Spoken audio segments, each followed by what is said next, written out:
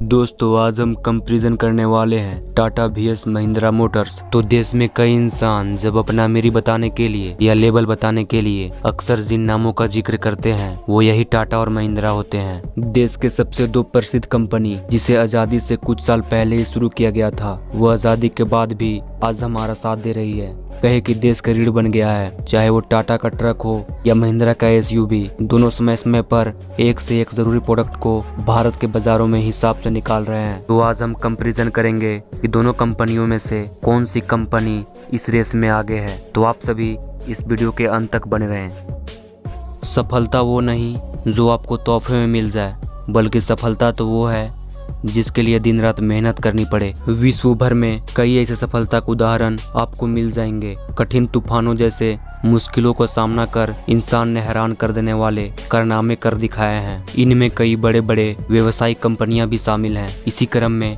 हम पहले आपको बता दें महिंद्रा और महिंद्रा कंपनी के बारे में, लेकिन आपको जानकर हैरानी होगी। कभी एक कंपनी महिंद्रा मोहब्बत के नाम से जानी जाती थी। जी हाँ, और ऐसा क्यों था आइए हम जानते हैं। जगदीश चंद्र महिंद्रा का जन्म 1892 को हुआ था और इसके 2 साल के बाद उनके भाई कैलाश चंद्र महिंद्रा का जन्म हुआ था, जिन्हें जेसी और केसी कहा जाता था। जेसी और केसी 9 भाई बहने थे। बहुत कम उम्र में ही उनके सर से पिता का साया उठ गया था। जगदीश चंद्र महिंद्रा को पूरे परिवार का जिम्मेदारी उठानी पड़ी। जेसी महिंद्रा कम उम्र में ही समझ गए थे कि अगर ऊपर उठना है बुलंद हौसलों के साथ शिक्षा भी बहुत जरूरी है। इसलिए उसने अपने भाइयों बहनों को ऊंची शिक्षा दी और भाई केसी को पढ़ने के लिए कैमरी भेज दिया। लगन से अमेरिका में पढ़ाई करने के बाद केसी महिंद्रा कुछ समय के लिए अमेरिका में ही नौकरी भी करने लगे।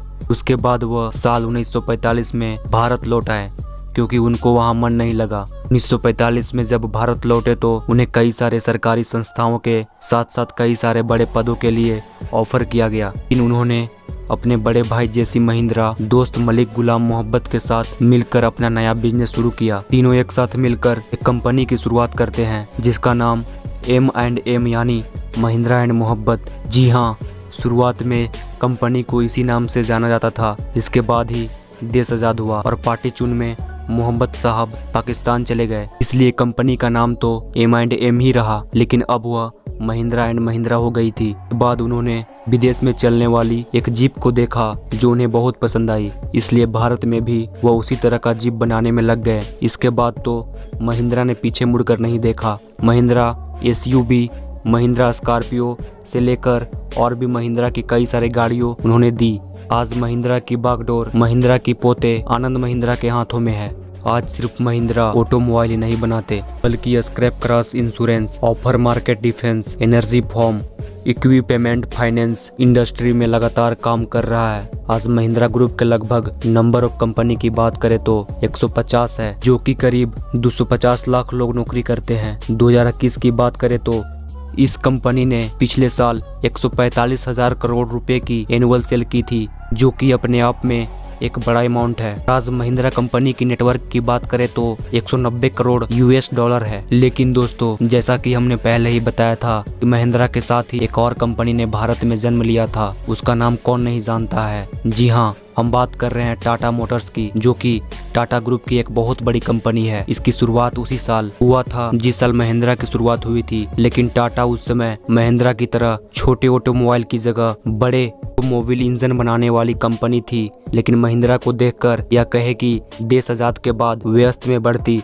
ऑटोमोबाइल, कार और गाड़ियां की मांग को देखते हुए टाटा यह बहुत दिनों से इससे दूर नहीं रहा और लगातार काम करते हुए उन्होंने 1954 में टाटा की पहली कर्मशील कार का निर्माण किया। इसके बाद कंपनी इसी दिशा में काम करने को लग गई। 1988 में उन्होंने अपनी पहली पैसेंजर गाड़ी टाटा मोबाइल निकाली, जो काफी हिट साबित हुई। उसके बाद 1991 में टाटा सियारा लॉन्च किया, लेकिन अभी भी टाटा जीप की तरह इन लोग के पास नहीं पहुंच पाई थी। इसलिए उन्होंने पूरी तरह से इंडिया में बनने वाले एक कार को लॉन्च किया जिसका नाम सबने सुना ही होगा और अब शायद भूल भी रहे होंगे। जी हाँ, हम बात कर रहे हैं टाटा इंडिगा की, जिसने अपने आने के साथ ही मार्केट में खलबली मचा दी। इसके बाद टाटा इंडिगो, टाटा सफारी और दुनिया की सबसे सस्ती कार टाटा नैनो जैसी गाड़ी निकाली। टाटा मोटर्स इंडिया की सबसे सेफ कारों को बनाकर मार्केट में लाने लगे, जैसे टाटा जेस्ट। इसके बाद टाटा ने 2008 में विश्व मंदी के कारण लगभग बंद होने वाली जैगवार और लैंड रोवर जैसी विदेशी कंपनी को खरीदकर उन्होंने टाटा मोटर्स का हिस्सा बना लिया।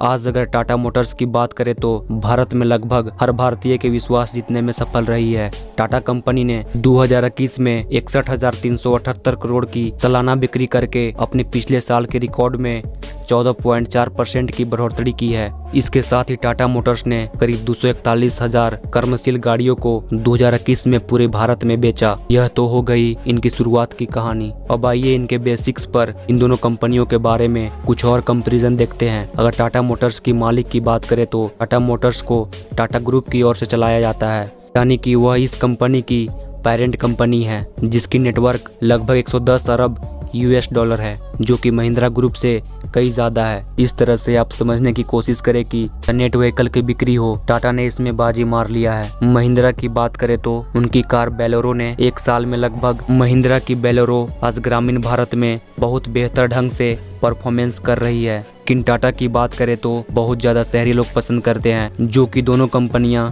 एक दूसरे के कंपैरिजन में आती हैं। लेकिन आपको क्या लगता है टाटा और महिंद्रा में से कौन है ज्यादा बेहतर? हमें कमेंट करके बताएं। साथ ही इस वीडियो को लाइक और शेयर करना ना भूलें और चैनल को सब्सक्राइब जरूर करें।